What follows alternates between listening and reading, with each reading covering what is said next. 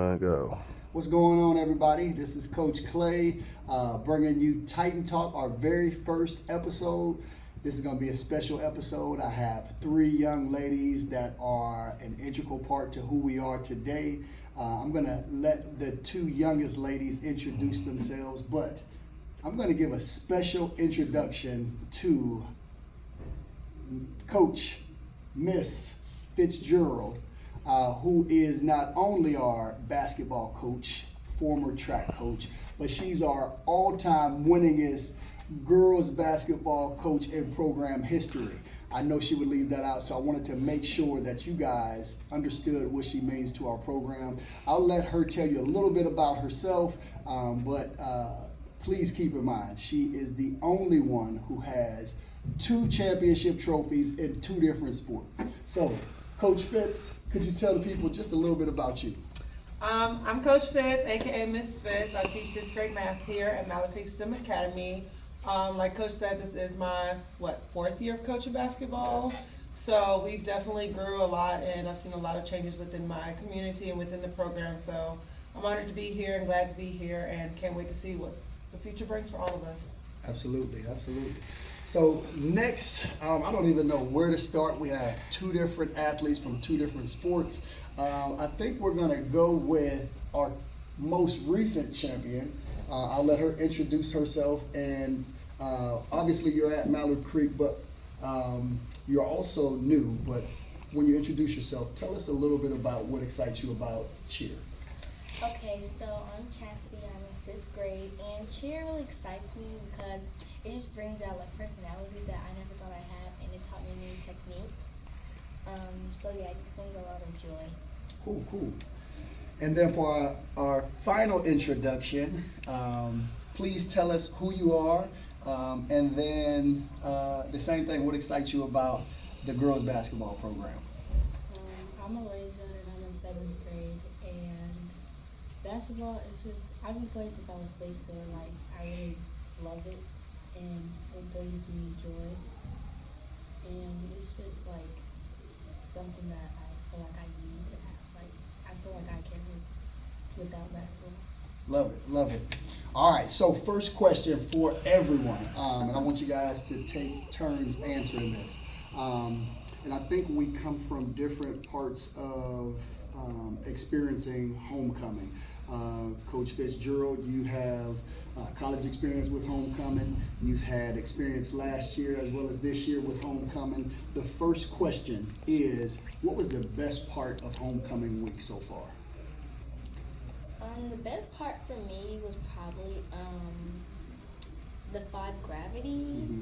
So it was really fun because I got to see like all my friends like out of place, and we had a lot of fun because I saw all of my MTSA family, and I liked the dinner also because it was like really good. Yeah. So yeah. Shout out to Defy Gravity and Eastfield Grill. Want me to go next? I'll go. Well, you got it. I got it. Okay. For me, I feel like the best part of homecoming was the skating ring, because that was really like all I went to because of basketball and stuff. So it was fun. We got to skate around on the little platform that the skating ring brought to us, and they had skates for us. They had food and snacks, and it was a good time. Pretty creative, huh? Okay. I guess I'll end it off with the homecoming game, of course. Like, it's going to be amazing. I haven't even had it yet, but I know it's going to be amazing. The atmosphere, the crowd, the fans, my girls playing, the cheerleaders cheering. It's just going to be a great time. So I already foresee that being my favorite part of the week, regardless. I love it. I love it. For me, my favorite part of the week is just seeing the kids' faces, just being able to be a part of something that provides an opportunity for them to do something different than any other school. I pride myself in being a part of an athletic program that gives the kids an experience that they won't get at at another charter school or a CMS school. So that's my favorite part. And piggybacking off being different from other schools, both of you young ladies come from different schools who shall remain nameless. But what is the biggest difference between Mallard Creek STEM Academy and the other schools? Both from a school standpoint, but since you both are student athletes, from a student athlete standpoint? So this school brought a lot of different stuff, and it's my first year of middle school. So, you know, it just brought a lot of experiences and challenges that I never thought I really had to go through, and like just taught me how to get through things. Cause you know, like leaving from elementary to here, it was kind of like a big change. So now that it's like almost the end of the year, it just really showed me like what I'm capable of. And yeah, MTSA has just like taught me a lot of things. So brought out the best of you so far, huh? Yeah. I love that. And then speaking on something that you just stated, leaving elementary, did you get a chance to cheer as a fifth grader? Well, this is actually like my first time cheering, so I just really knew what I wanted to do as soon as I came to middle school. Gotcha. So yeah, it was like a really big happy change. Cool. Did you have that opportunity, or was it an option as a fifth grader last year at your last school? I didn't have an option. Okay, sounds good. So that's kudos to Malik Creek, right? Alasia? So the difference in school, this school has like, for me personally, my old school wasn't all that great because of not even just like sports, it was academics too. I wasn't really learning a lot of things at my old school, and I didn't really have a lot of help. Like when I asked questions and stuff, they weren't really getting answered. But when I came to Miller Creek, I actually got the help that I needed, and I was able to like show how smart I was. And since I got the help, I was like, I just did better in work, and I even moved up to honors. And with basketball, I have a lot more help, and it's not more frustrating. Not even just because of like the people on my team, it's just the coaches that understood and they know what they were doing. And it was just like a big change, but it was a good change. Good. I always, when I talk to individuals who come in, I always talk about the coaching staff, especially not because she's sitting here, but because she paid me $25 beforehand. No, but I also think that we have the best coach that any charter school could have in terms of women's basketball. Not only because she played the game at a high level, has a school record for rebounds, or second in school history in rebounds. Am I correct in that? No comment. I appreciate it. Yes, but additionally, she can speak to young ladies from so many perspectives in terms of being multifaceted. Someone who loves sports, someone who models, someone who understands what it is to be a student athlete in today.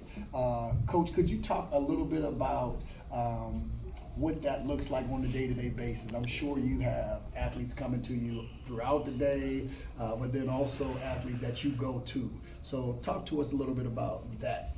For me, like you said, I have the athletes, but not only do I have the athletes that come to me, I have the non-athletes. So for me, when I'm here, I pick on a role as a teacher, educator, but also for me, I wouldn't say they're a friend, but also another mother figure for them. So they have somebody at school that they feel comfortable to come to and talk to. And they know when they come to me, it's a safe space, and we have those conversations, and I let them know, like, I'm always here for them, no matter if you're having a good day or a bad day. You do something wrong, like, I'm gonna be upset just like anybody else would, but we're also gonna figure out how did we get there and how can we not go there again and whatnot. So just seeing them evolve as children and to young adults, and then seeing them evolve from young adults to actual adults later on in life is what I'm really, my main goal here, because at the end of the day, everybody needs love, and we don't know what they're getting at home, so that's my job here, is to make sure everybody's getting that love regardless. Absolutely, I love that. And then transitioning into the next topic, being a champion. As a coach, what has allowed you to sustain such success all 4 years? I mean, when you first started, we were basically just establishing programs. One game, it's okay. Yes, but that first year set the groundwork for the next year and the years to come. So talk about being patient, and then also kind of like that journey since you've been here. So I guess for me, because I have that background, that, as you said before, I come from a basketball family, so I know what it takes to get to that next level, that high level on top of that. So I know that going out there and just rolling the balls out, it's not going to get you success. Right. But being able to put in the work, and it also comes from not only on the court, it comes from in the classroom, it comes from the discipline the kids have on and off the court. comes from the attitude that they have, the character. All that plays a big part into being a player, or a student athlete in general. And so in order for me to make sure my kids are going to be champions, I have to establish the fact that it's much bigger than you. Right. And at the end of the day, if you're having fun doing what it is that you claim you love to do, then you're going to be a champion no matter what. And like I said, because I've come from that background, my assistant coach also comes from, you know, that same background. We know what it takes, and we know you're going to have to get down and do the nitty gritty. The little things that nobody else is looking or nobody else wants to do to push for, because at the end of the day, it's who's going to last longer. And so that's what we're aiming for. I love it. I love it. Alasia, you just heard from your coach a little bit. Talk to us a little bit about the journey to try to become a champion. I know last year you played in the championship, but hoping this year will end a little different and ending with a banner and a ring. Yeah. With how our season is going so far, I don't want to sound too confident, but I'm very sure we're going to win the championship. Okay. Not just because of the players, but how the coaches work us and motivate us to do our best. Okay. So last year you were in the championship game for another school. You were playing against Mallard Creek. What's the differences between you preparing for a championship run last year and preparing for a championship run this year? So this year, I'm going to talk about last year first. Last year, when we were preparing for it, we weren't really like preparing. We were just playing like as if like it was still the beginning. Mm-hmm. So like we weren't going our hardest, we weren't trying our best. We were just like going with the flow. Okay. But this year, we've been training. We've been working on defense, offense. We've been preparing more for the competition that's going to be in the championship. Not like it's a regular season. We're going to go all out and do our best. Love it. I love it. So we move from one hopeful champion to someone who just won a championship in cheer. So now cheer is back-to-back Greater Charlotte Athletic Conference champions. Talk to us a little bit about that, your first championship, but then also doing it on the road in front of a lot of individuals. How was that experience? So the experience, it was really just like very nice because I'm always like on the stage. Because, you know, I love like entertaining other people. So like doing it with a group of people that are new to me, it was really fun. And like through the year, it was a process because like this is my first time doing cheer. So, you know, you have to learn the basics and like learning it and then performing it. It was really nice, and I've done things that I never did. So like all of it coming together is like a really good process for me. Okay, cool. So the rest of the way kind of looks a little different. Obviously, you've already won your championship, but you play a major piece in not only the girls' team looking to repeat, but the boys' team looking to repeat. How does that look for the cheer team in terms of, I know for the cheer competition, maybe you had butterflies and you warmed up a little different or prepared a little different than when Alasia's going out there and you're going to just cheer her on and things like that. So what's the difference between being competition ready and then game day ready? So competition ready, you know, you're just gonna think like, what if I fall? What if I don't make it to this part? But you know, you always know that you had that practice with your team that really helped you show that you got this. So like really just like getting there and like of course seeing other cheerleaders doing it, it just really showed me like, okay, I got this, I've done the practice, now I just have to put the work in. Love it. Shout out to your coaches. Yeah, Coach Massey, Miss Maya, Miss Miller, and Miss Boyd. Okay, I like that. I was gonna say shout out to you, but she got them all. So yes, I appreciate that.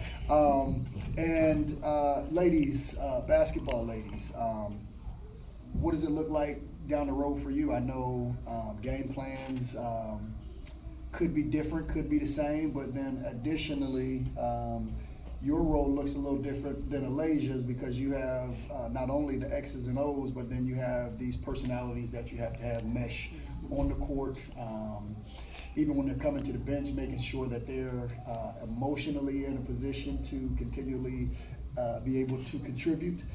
So what does that look like for you? And then Alasia, what does that look like for you? For me, my main goal is to make sure my girls know every day when we step on the court, from the playoffs all the way up to semifinals, all the way to the finals, is to make sure they know, like, putting your best foot forward, leave it all on the court regardless, because tomorrow's not promised, but also letting them know, like, it's 0-0 now. We're at a fresh slate. Yeah. That every game matters, every point, every second, but also letting them know, regardless, we need to have fun.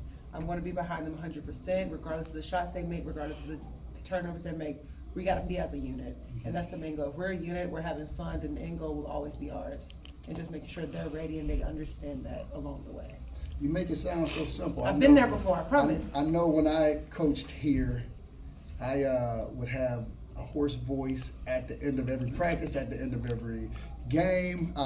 So you been make there. it look so effortless. I've been there. Yes. I've learned from those mistakes, and I told myself coming into this year, I don't want to go home with no voice. Yes. So my goal is, having the relationship with the girls along the way also helps that, so they know I can talk to them, and every player is different.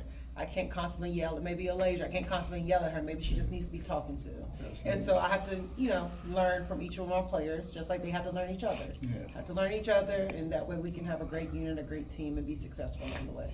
It's funny you say that, because I told Coach Thomas our second year here at Mallard Creek, I thought that the girls would be better served with you than me because of that. I don't know how to turn off the just driving every day, just driving, and I know I've played for coaches like that, Yeah. and so I know, like, that some kids, like, for me, like, I played for my dad half my life, so he was definitely one of those that's like, push, like, you fall, get up, like, we still playing, let's Yeah. move on. So for me, I understood that some people don't need that all the Yeah. time. Some people need a little bit more, because you have to know your kids, and I've taught all these kids, majority of them at least, so I had that time to build that relationship with them and say, this is the type of kid that this person is. Yeah. This type of kid that this person is. This kid I have to be soft with, this kid I have to be a little bit harder. Yep. So it's knowing personnel. And that's exactly what I said to Coach Thomas. For me, it's not a my way or the highway. I just don't know how to decipher. You're going to get Coach Clay, whether you A player, B player, C player, or D player. So shout out to you.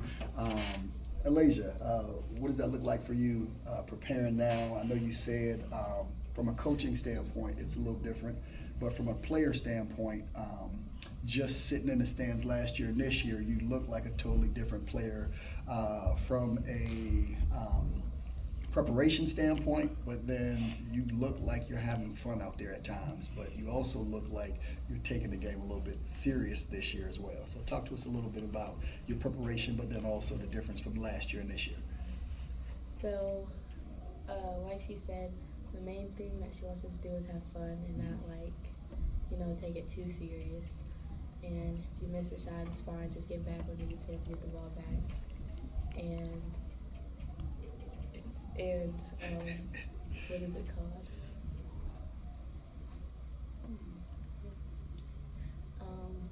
It's just the main thing is that she wanted us to have fun, and when she brings us to the bench or something, we get subbed out. She talks to us individually, says what we did right, what we did wrong, what she wants us to keep doing, what she wants us to stop doing, and it just helps us instead of when other coaches yell or something, and then it brings some people off their game. She's just more calm with it. Okay. All right, so to wrap up, we're going to do kind of like a rapid fire thing.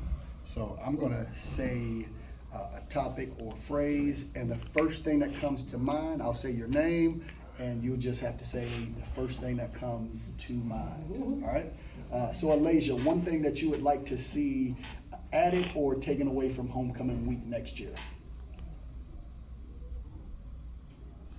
A different thing from coming back to this game or something. Okay, so an additional piece. Gotcha. All right. Chastity, your favorite teacher here at Mallard Creek? My favorite teacher is Miss Fitz. Are you saying that because I'm sitting right here? No. Okay. My favorite teacher is Miss Fitz. She's different from other teachers. She has patience. She does things that other teachers wouldn't do for you. Some teachers, they just don't care. Your grade is your grade, but Miss Fitz, she actually cares about your education and what she's willing for you to do more for yourself. So she's like, yeah, she's just a really good teacher. She's kind to all, so I just really miss her. Oh, it's gonna make me cry. No crying, no crying. I'm No emotional. crying. I'm sorry. All right, Ms. Fitz, I'm gonna put you on the spot a little bit. All right. Favorite teammate here at MCSA? Ooh, that's tough. At MCSA, favorite teammate. Okay, you gotta be more elaborate on the teammate part. So let's go. Your middle school team. So My favorite middle school teammate. that could be counselors. That could be leadership team. That could be sixth grade team. That So could to be honest, I don't really have a favorite because they're all my favorites. Like each day, one is higher than the other, just like kids are with their parents. coaches are being politically correct. But right now, since we got our pageant coming up, I'm gonna say Mr. Massey, Okay. just because I don't want him to quit on me. All right. We got a lot of work to be put into work. Shout out Coach But Massey. and Miss Wall, of course, because she's my consistent coach. Yeah, absolutely. We got to be a team to be successful and get this championship coming up. And a But, former teammate. yeah, Okay. true. All right. So Alasia, back to you. Who is your favorite teammate? First one to come to mind. Come on, spit it out. Okay, so there's a favorite for different categories. Who's your all-time favorite here at Mallard Creek?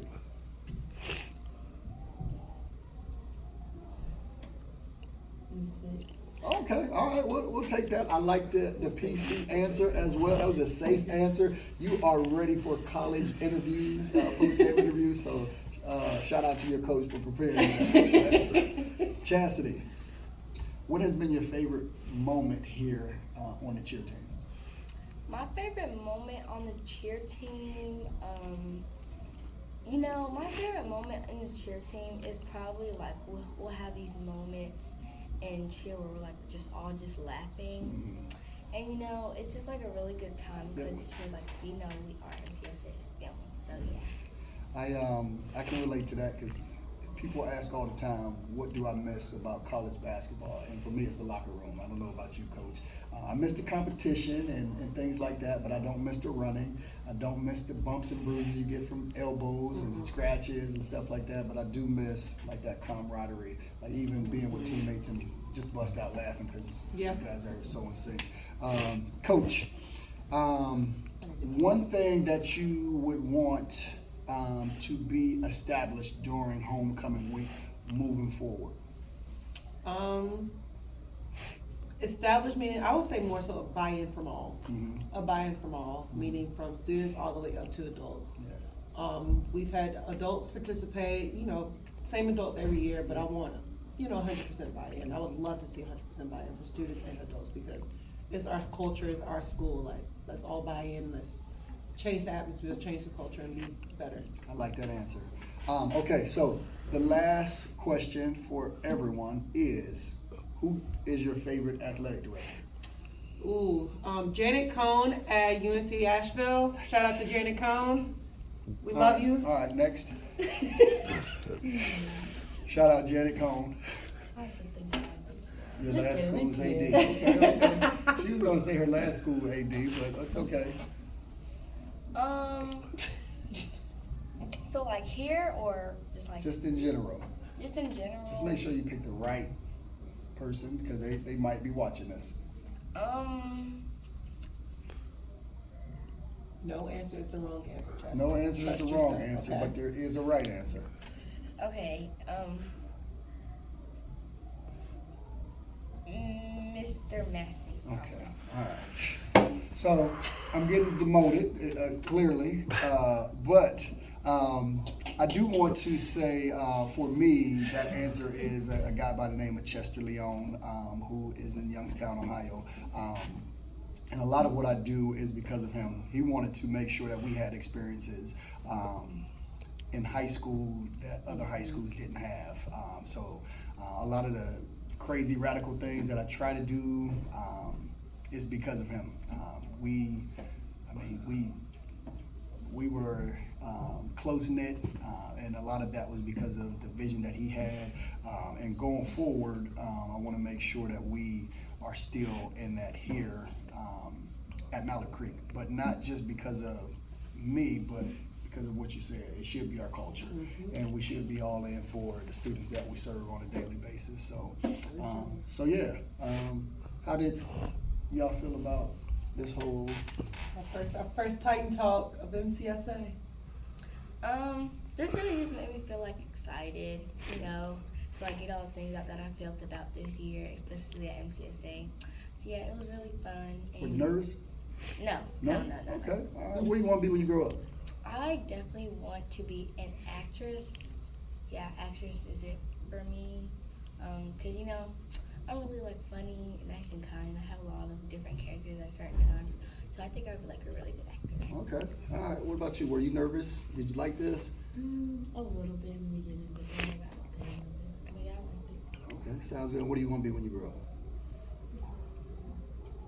I think I would be a doctor. Okay. Sounds good. I love it. I might need you one day. I want to be Coach Fitz when I grow up. So, but that's another topic.